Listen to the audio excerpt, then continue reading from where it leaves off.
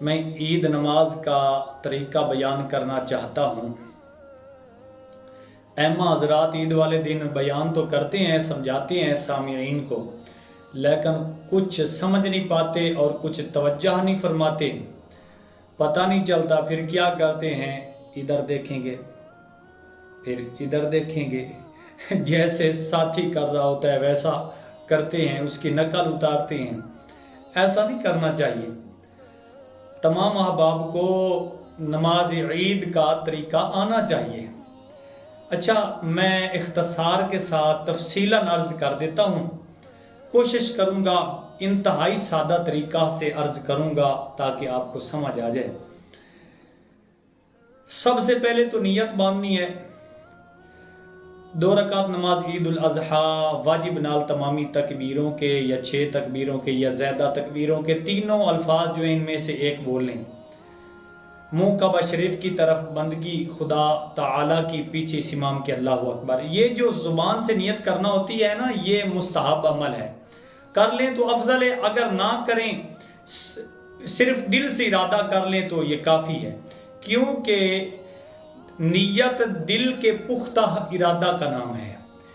دل سے پختہ ارادہ کر لیں یہ کافی ہے، زبان سے نیت کرنا مستحب ہے۔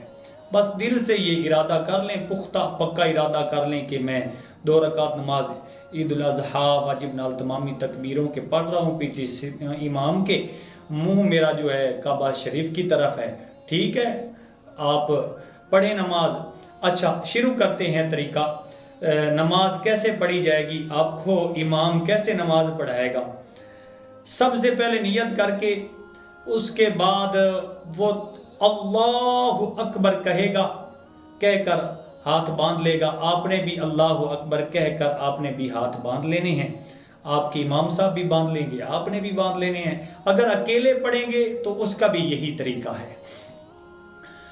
پہلی تکبیر ہوگی، اس کے بعد ثنا پڑھی جائے گی، سبحانک اللہم و بحمدک و تبارک اسمک و تعالی جدک و لا الہ غیرک۔ یہ تو تمام احباب کو آتی ہے۔ پھر اس کے بعد تکبیریں ہوں گی، اللہ اکبر، ہاتھوں کو چھوڑ دینا ہے، پھر اللہ اکبر، دوسری مرتبہ بھی چھوڑ دینا ہے، تیسری مرتبہ اللہ اکبر، ہاتھوں کو باندھ لینا ہے۔